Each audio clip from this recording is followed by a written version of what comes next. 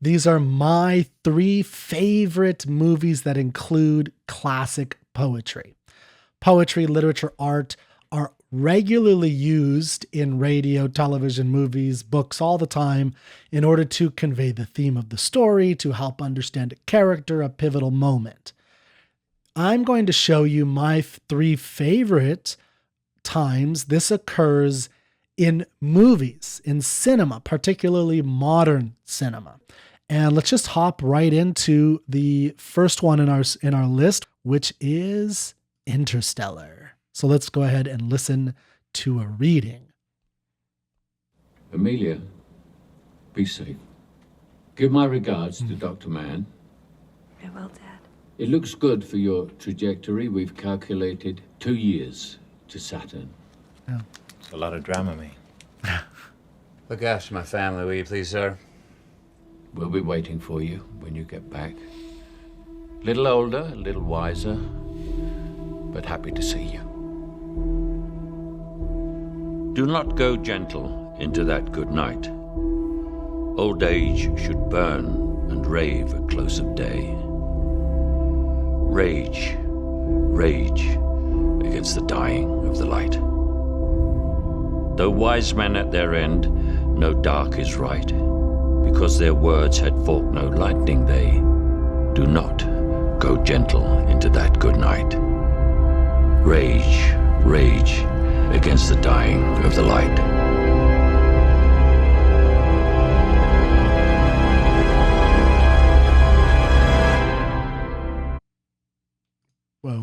Whoa, wow.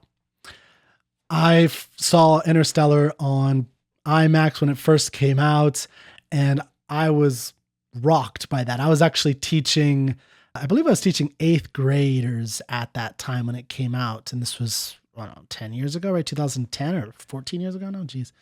And I mean, that whole movie blew me away. The way that that Christopher Nolan used the imagery, he used cinematography, getting this wide open space, and then how he really condensed and made you feel pressure of time.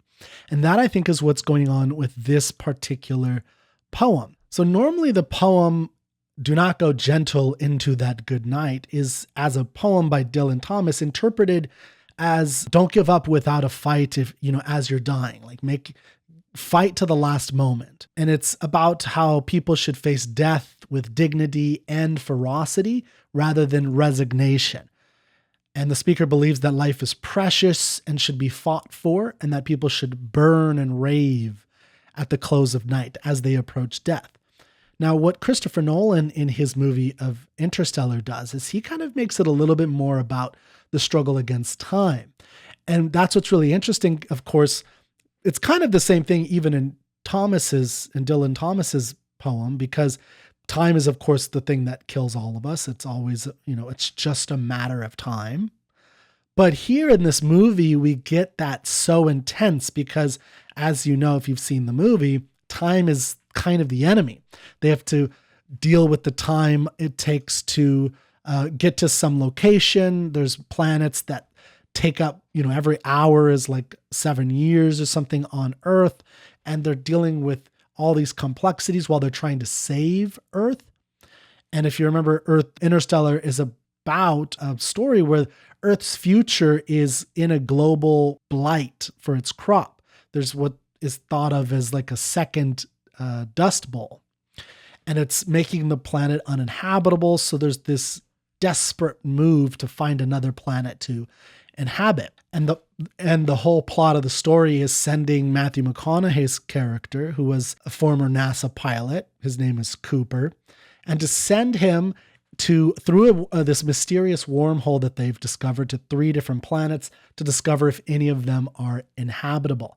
And of course, he has to leave his daughter, and he has to make all these sacrifices in order to make this happen, to save the entirety of the planet. Okay, let's move on to our second movie poem, which is Skyfall. James Bond.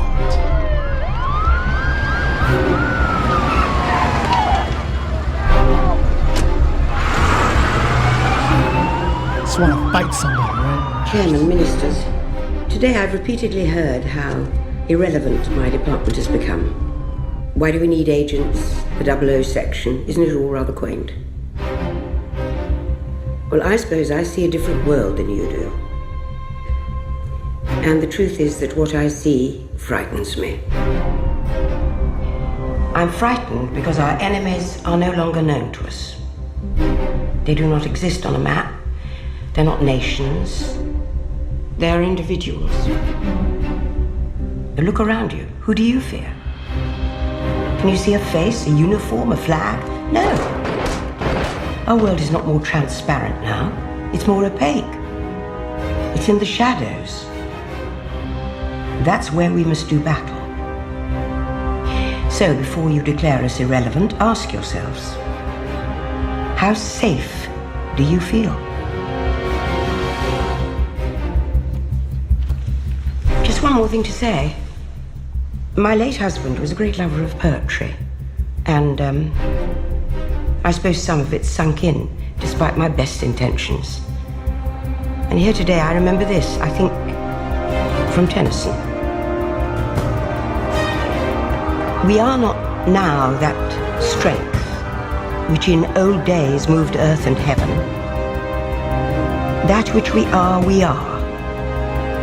one equal temper of heroic hearts, made weak by time and fate, but strong in will, to strive, to seek, to find, and not to yield.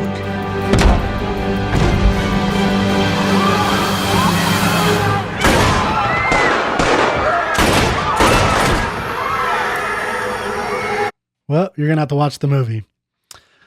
So if you haven't seen Skyfall, watch Skyfall. That's a great movie. So this poem is a poem by Alfred Lord Tennyson called Ulysses. It is a classic, great poem. It's a poem that everybody should learn. It's a poem that everybody should memorize and understand. There's a lot to this poem. So Tennyson is writing this poem after the death of his friend Arthur Henry Hallam, who was going to marry his sister, but then he suddenly died. He wrote several famous poems, including a long poem called In Memoriam. But this is an important poem using a classical Greek hero as an exemplar of how to behave and act in a changing world. So in the movie Skyfall, the poem Ulysses by Tennyson is used to convey a message about the value of tradition and old heroics and to provide comfort to a character in danger. I think that's what's happening here. I don't think that the movie is arguing that innovation, technology is bad, but that in a world that is always moving into more innovation, more digital, we need now more than ever a reminder of the ancient heroics that have got our species to the place that we are today. We cannot let go of the old heroics, the old strength, the old courage that animated the West and I think the whole world of heroes since the beginning of civilization. This poem is not very long. I'm not going to read each of these poems. I'm not going to read this poem, but I just want you to take an opportunity to go and read this entire poem. I think that you will enjoy it. And one reason I think you'll enjoy it is that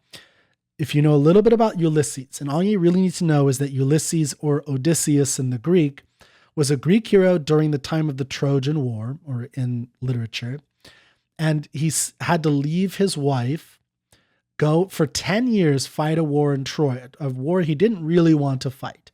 And then on his way home, he tried to come back to his wife, and it took him 10 more years. So he was gone from his wife for 20 years.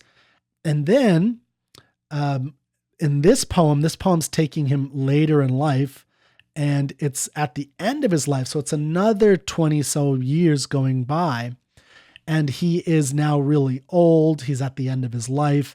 So is he just going to give up? Is he just going to say, this is the end? As he says in the poem, I will drink life to the lees, all the way down to the bottom of the barrel and get that gooky stuff that nobody wants to drink or eat. He will do that. He will drink it because he loves life and adventure. And at the end, you hear this, wonderful penchant toward heroism, strength, and courage. Now let us move into my favorite.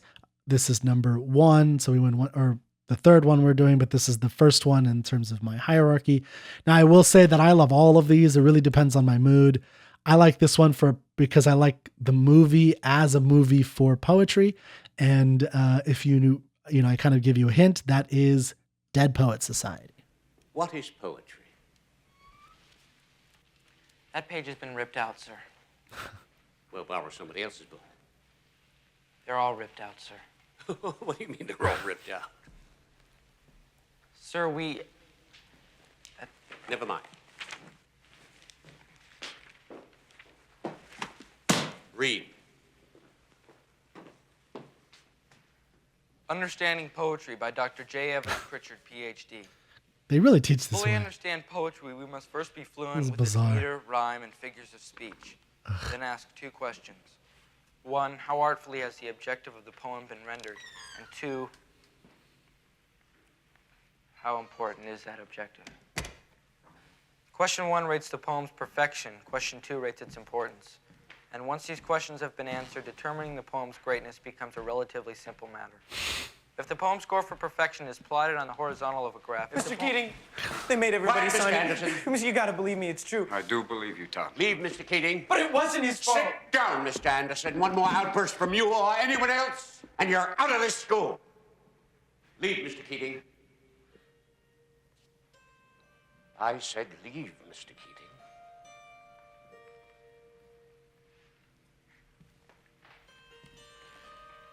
Oh, Robin.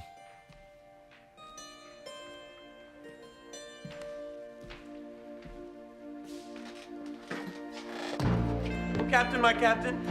Sit down, Mr. Anderson. You hear me? Sit down. Sit down. This is your final warning, Anderson. How dare you? You hear me? Oh, Captain, my captain. Mr. Overstreet, I warn you. Sit down. Sit down. Sit down. All of you. I want you seated. Sit down. Leave, Mr. Keating.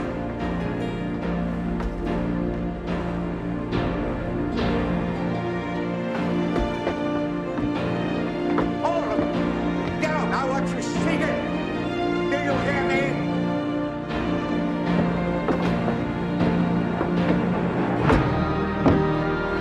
Sit down.